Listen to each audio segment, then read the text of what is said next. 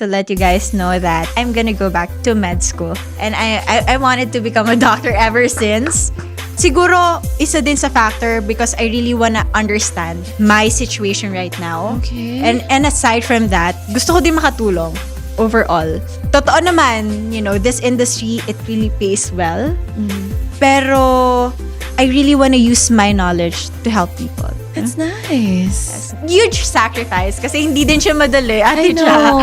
Lalo pa you're a breadwinner. Yes. I mean, pagsasabayin mo ngayon ng pagtatrabaho at pag-aaral. Apa. I'm so also blessed na at least nandito na din ako sa point ng life ko na I think I was able to save enough. May mga investments na din ako, Yeah, some that's businesses nice. that would support my studies. That is At ito nice. po talaga yung gusto ko. Parang I've been praying for this. Feeling ko din, siguro isa din sa mga reason kung bakit nangyayari itong lahat kasi inaano talaga ni Lord yung Ina-adya. path. Yeah. Oo, na Yes. para ito muna ang gawin mo. Yes. Hindi ka nang hihinayang na mawawala ka sa showbiz for a while or nawala ka Sa nitong showbiz? nakaraan dahil nga sa pagpunta mo sa States, you have to fix yourself.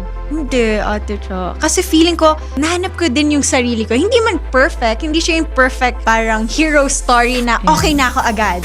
Hindi.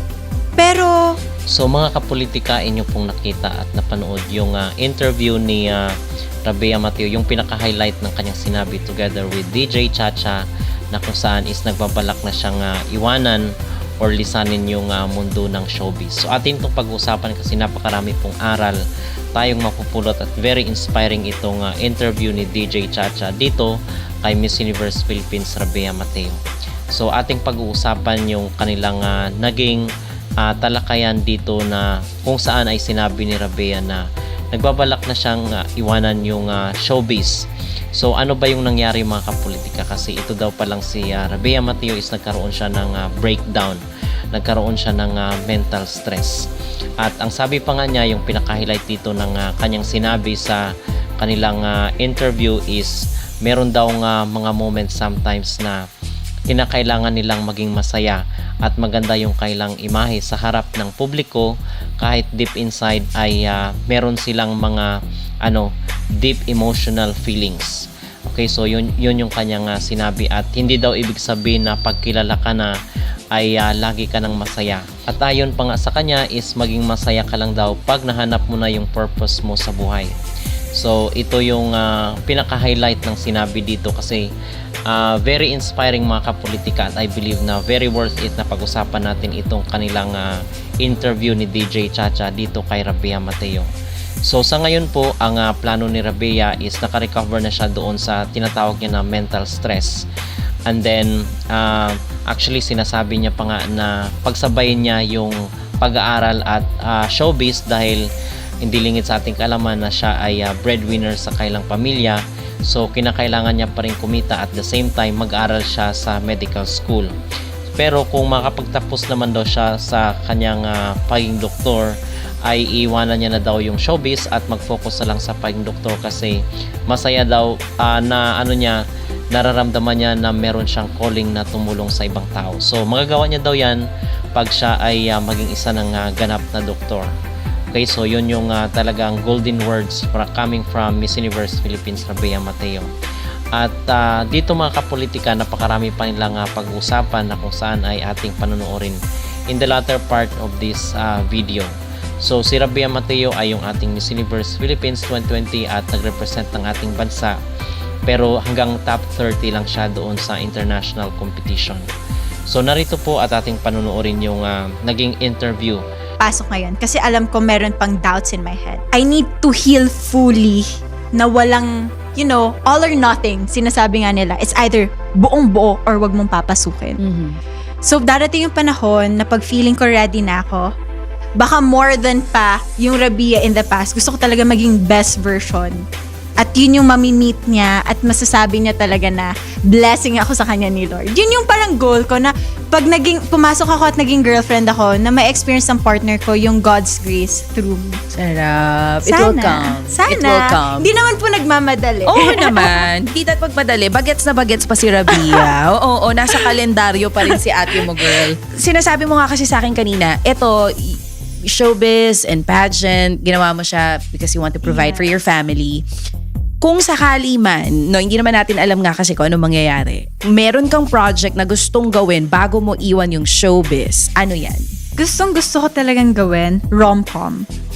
Yeah. Sinong partner, if ever? Reach for the stars to, Okay. Why not? Crush Go, na go lang. for Sige, it, go for pipili it. na ako ng crush ko. Si Enrique Hill. Oy! He's so I mean, why pogi. not? He Nasa is TV5 na yan ngayon. Ang ating mga bossing sa TV5. Freelancer po si Rabia ngayon. Enrique Hill, why? Enrique, parang childhood crush ko talaga siya. Okay. Kasi gusto ko yung mukha niya na parang wala siyang gagawing kasalanan. Oo, parang Siguro, bait ito. yes. He's really nice in Pero, person. I heard. In I also person, heard. on cam and off cam, he is really nice. Major crush mo siya? Yes, childhood crush. Naalala ko dati nanonood pa ako ng ang luma nito, yung Budoy, pero second lead siya doon. Yung parang nanonood ko. Gerald ako, Anderson days, oo. Because of him. Tapos yung pangalan niya doon, BJ Benjamin. Ganun levels. Tapos, as in, naggugupit ako ng mga pictures niya. Tapos nilalagay ko sa wall ko. Ganun ako ka-funny. So, never pa kayo nagkaroon ng chance na magkakilala? Never. Ay, nakakahiya. Oh my gosh, Sabihin Enrique, niya. if you're watching this, soon, ma-manifest natin yan na Hindi. mag-work kayo together. I just saw him last, I think December, merong event yung TV5. And he's very nice talaga. I heard from good friends. Super duper He nice. is. And I'm so happy na, syempre, parang since bata ako, kung mamimit ko man siya, Ken, baka naman. Oo. Ang mga bossing sa TV5, ito na po ang pagkakataon para sa panibagong, ano tawag dito, love interest ni Enrique Hill. Pero mahirap ang acting, Rabia. Ang hirap! More than hosting. Kasi nakapag-host ka na rin eh. Yeah, ang hirap niya, DJ. Gagawin mo pa rin siya? Kahit mahirap? Kailangan talaga ng workshops. Dapat i-acknowledge mo talaga na it doesn't happen overnight na gusto ko mag-acting, okay ka na. Or kahit, ako nga, iyakin ako as a person, pero pag acting, hirap din ako ipalabas yung emosyon eh. Oo. So, it takes a lot of workshops, tsaka, ano talaga siya, practice. you know, experience. Ito, last na lang. Mga few last questions na lang tayo. Grabe guys, hindi ko alam na parang more than an hour na kami nag-uusap. Sa sobrang sarap ng kwentuhan namin. As you continue healing, anong sinasabi sa'yo ngayon ng mom mo whenever you guys talk? Palagi niya sa aking sinasabi na anak, kung pagod ka na, okay lang, stop ka na sa pagtatrabaho. Palagi niya yung sa akin sinasabi. At syempre may konting ano yun sa puso. Makikita mo yung mom mo na she's also been through a lot. Yeah, Single parent siya. I know. Na nawala din yung love of her life, yung dad na dapat partner niya sa pagpapalaki. Ang dami niyang pinagdaanan, pero wala po talaga akong masasabing anything na bad about my mom kasi napaka-generous niya. Kahit wala na siya, basta makapagbigay siya sa kapatid niya. And she would always remind me na dahil dalawa lang kami ng kapatid ko, magmahalan talaga kami. Oo. Kasi yun yung magpapasaya sa kanya. Ano sinasabi mo pag sinasabi niya yun, anak, humigil ka na kung pagod ka na? And I'm sure hindi mo gagawin. Hindi. hindi. For them. Masarap lang din sa feeling na ma-realize mo na yung, syempre yung pamilya mo, na they also have your back. Yeah. Kasi marami din sa mga breadwinners, yung parang ubus na ubus sila kasi yung tingin sa kanila ATM. Yung tingin na hindi ka pwede mapagod. Yes. Na parang, you can always provide. You can always give.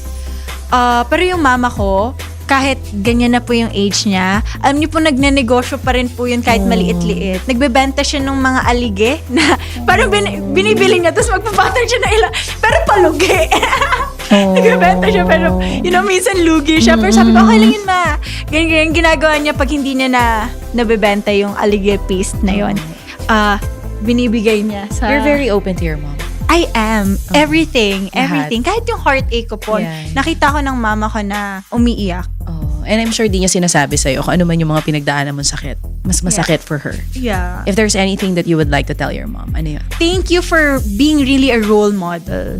Kasi hindi mo alam man na every time may problema ako, ang iniisip ko na lang, yung mama mo nga, she's been through worst, pero nakayanan niya to. So palagi ko po yun binabalikan yung mga humble beginnings po natin, ma.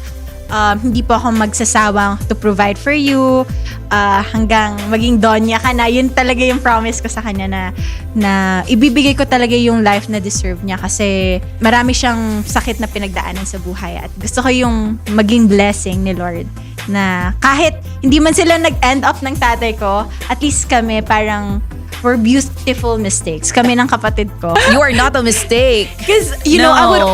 always hear that when I was younger. Na, syempre yung mama ko, hirap na hirap talaga siya. And then, marinig ko yun sa mga kapatid niya na, alam mo, kung hindi ka sana nag-boyfriend na ganito, ganyan. Ito sana buhay mo. Yes. Oo. You're not a mistake. And I'm sure she's very proud of you. Of the I'm sure. woman you have become. Yes. And yun din yung reason why you're like that. You're very humble. No? Kahit ang layo-layo na narating mo, Miss Universe tong kaharap ko ngayon, guys. Pero di ako makaramdam ng, alam mo yun, ng kahit anong yabang. Kasi, yung nanay mo rin kasi. Apo, Diba? apo. Kung paano kanya tinuruan. Iba din po yung values talaga na galing probinsya. Yung palagi na talaga sa akin sinasabi na huwag kang matakot mangarap, anak. Alam niyo po, totoo talaga to. Wala na kaming pera, pero sa private school pa rin ako pinapadala ng mama ko. Ganun ang magulang. Yeah. Kahit mahirap